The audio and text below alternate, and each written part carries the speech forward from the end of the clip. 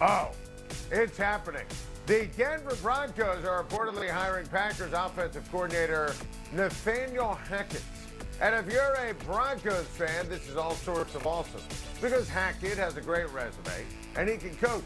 And by the way, also happens to be very close with Aaron Rodgers.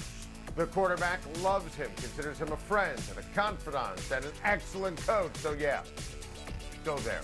It's okay to go there. Because there was always a realistic chance anyway that Aaron Rodgers was playing football next season in Denver. Now it reaches a fevered pitch. And understand, and I have to make sure we stress this in isolation, Hackett is a great hire. We've been talking him up for years. He's Paul Hackett's son. He's been around offense in the game forever. I loved him at my alma mater at Syracuse with the Bills and then with the Jaguars.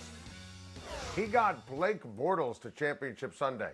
Blake Bortles. That's as remarkable as it gets. And the Packers players, they just love him, including Aaron Rodgers. And you know, I said all last offseason that Rodgers wanted to be in Denver before the Packers restructured his deal and gave him the freedom this offseason and brought him his bestie in Randall Cobb. I'm telling you, he loved the Broncos then, and I think there was real momentum that he was going to stay in Green Bay a few weeks ago. I think there was momentum that Rodgers was going to lead the Packers to the Super Bowl and win the MVP, but after the divisional round loss, and after he said on Mad Dog Sports Radio to Pat McAfee this week that the Davante Adams contract is going to be a factor, all signs point to Rodgers wanting out and specifically wanting Denver. And Denver's ready. They have unreal weapons at wide receiver and tight end, and Javonte Williams, a young stud running back. The defense is absolutely loaded. And please, spare me the Mahomes, Herbert, Carr in the same division garbage. That's not how someone like Aaron Rodgers rolls. That's not how he's wired. He can beat anyone, anytime, anywhere. I said last offseason the Broncos would have won the Super Bowl with Aaron Rodgers, and I believe that. And of course, if they get Rodgers for this year, they can do it now. Denver is a great city, an amazing sports town, amazing football history. Peyton Manning finished his career with a bang in Denver. I want to stress, I love this hire of Hackett without Rodgers, but you can easily connect the dots to Hackett's and Rodgers and maybe even Davante Adams all together in Denver. Buckle up, Buttercup. Ben Roethlisberger today made it official, calling it a majestic career. And look, this had to happen. Ben was cooked last season, and honestly, I would have moved on after 2020. Stayed one more year, struggled mightily, but somehow willed a flawed Pittsburgh team into the playoffs. And that deserved a wow. That was vintage Ben. Ben Roethlisberger never had a losing season. Ever. That. Two-time Super Bowl champ, king of the fourth quarter comeback, the epitome of toughness. And look, even if Tom Brady and Gronk turn out to be in the same Hall of Fame class and those guys retire as well, Ben Roethlisberger, no matter what, is a first ballot Hall of Famer. He had such an amazing connection with the incredible Steelers fans in the city of Pittsburgh, people who appreciate the hard work and the dedication. Ben Roethlisberger left it all out in the field, and I'm so happy for him. He had that Week 17 send-off on Monday Night Football at home, saying goodbye to the fans after a win, and then walking into the tunnel with his wife and kids. Perfection.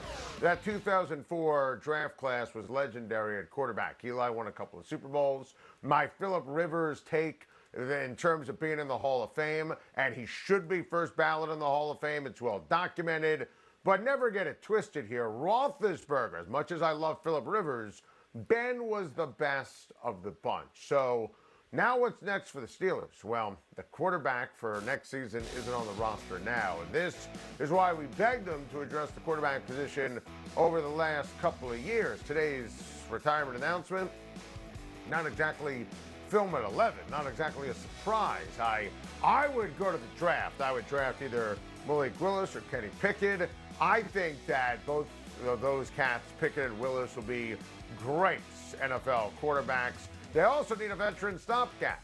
Look, I'm not interested for Pittsburgh and the great veteran because this team is not even close to winning playoff games. They haven't been close for years. They need a young quarterback. They need to develop the next Ben Roethlisberger. With a major question at quarterback, it's a good time for Steelers fans to reflect on never having to have a question mark for the last 18 years.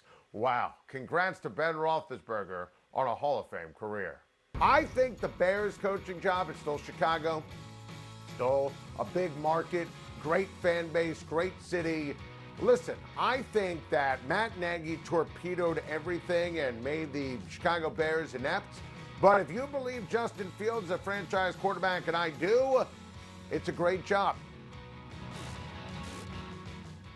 Coaching the Chicago Bears is a prestigious job. And we've talked about that on numerous occasions, as you just saw here on Time to Shine. So with that said, congratulations to Matt Eberflus, who reportedly is going to be the next head coach of the Chicago Bears. And I really dig this hire. We've been talking about the former Colts defensive coordinator as a head coaching candidate for a few years now. And remember the incredible interview we did on Time to Shine with Darius Leonard? And Leonard said oftentimes practice was more difficult than the actual game. And he gave Eberflus the credit for that in terms of toughness. Look, that's exactly what the Bears need. Accountability, discipline, attitude, focus, that aforementioned toughness. And a coach who knows what the hell he's doing, unlike Matt Nagy. Now, the offensive staff that Eberflus brings with him, that's going to be a huge piece to this, with a young talent like Justin Fields at quarterback. But hey, I know some Bears fans want an offensive-minded head coach. You don't necessarily need an offensive-minded head coach with a young starting quarterback. Look at the Bills, look at the Chargers. The Eberflus hire is strong. I just want to see the OC. I love the Ryan Poles hire. I want to stress that as a general manager. That guy is a gem. Comes from the Chiefs with a great reputation. I'm telling you, talk to people around the league, they love him. The old brass in Chicago just made mistake after mistake after mistake. Sure, there's an unknown when you have a first-time GM and a first-time head coach. But for Chicago, I didn't want Dan Quinn. I didn't want Jim Caldwell. Solid coaches, not Lombardi, solid people, but not inspiring. I think this is an inspiring hire, an inspiring day for a team that really needed an infusion of intelligence. Dallas Cowboys defensive coordinator Dan Quinn has informed teams he's going to be staying with Dallas and removing his name as a head coaching candidate. Couple of things here. Number one, Dan Quinn, before the Packers lost in the divisional round, a lot of people will tell you he was the front runner for the job in Denver. But once the Nathaniel Hackett's interview went well, and that became real, and Rodgers was real, as we said to start the show, that obviously you go Hackett over Quinn. I would have done that even without the Aaron Rodgers piece. He was in the mix for Chicago, as we mentioned. Listen, what he did this past year as the Dallas Cowboys defensive coordinator, it's next level genius. And he's a brilliant defensive mind. And this is such a huge win for Mike McCarthy. And with all the Sean Payton rumors, Mike McCarthy needed a win like this. I mean, Micah Parsons said after the Cowboys lost the 49ers, Coach Q, if you're listening, stay with us. So this is a huge win for the Dallas Cowboys and getting back to the playoffs and winning a game or two or three in the postseason next year. I also think that Dan Quinn had to read the writing on the wall. He wasn't getting the Giants job. I know he was interviewed there, and he was a hot name. Dan Quinn, a brilliant defensive mind. Think about what he did in Seattle as a defensive coordinator, even before Dallas. Some cats are coordinators as opposed to head coaches. Won a lot of games in Atlanta, but 28-3, that collapse against New England in the Super Bowl, never recovered from it. And then his teams were awful after that in the fourth quarter. So smart that Denver didn't hire him, Chicago didn't hire him. Then he said, I'm not going to be in the mix anywhere else. And he's going to stay where he is, where he belongs, as a defensive coordinator, where he's brilliant of the Dallas Cowboys. Patrick Mahomes had the freedom to improvise Sunday against the Cincinnati Bengals, and why not? It's Patty Mahomes. Look, when it comes to scheme and play calling, you don't do better than Eric Bieniemy and Andy Reid. But this play right here, that was an improvised play, and that's Travis Kelce and Patrick Mahomes realizing the follies of the Buffalo Bills, where they were hugging the sidelines. I don't know why they thought they were going to run a sideline pattern when they had all their timeouts. And listen, what Patrick Mahomes has done this postseason, the numbers unbelievable. The feel is even better. And I can't wait to watch him shine once again. It is incredible when you consider 4 years as a starting quarterback, and this will be his 4th championship Sunday. That is the genius, the maintained consistent excellence and greatness of the phenomenal Patrick Mahomes. Jamar Chase can indeed play wide receiver. Bag it, Les Miles. I didn't have, shrapnel flying in the direction of Les Miles on my championship Sunday bingo card, but I'm here for it. Look, Jamar Chase is a superstar. He turned out to be a superstar under Ed Orgeron at LSU, at wide receiver. His rookie season is just fantastic, and he's been obviously a big-time player and a big-time playmaker for Joe Burrow and Zach Taylor in the postseason. So, yes, we expect genius and greatness from Jamar Chase on Championship Sunday, just like we saw all season long in this historic wide receiver rookie season for the ages.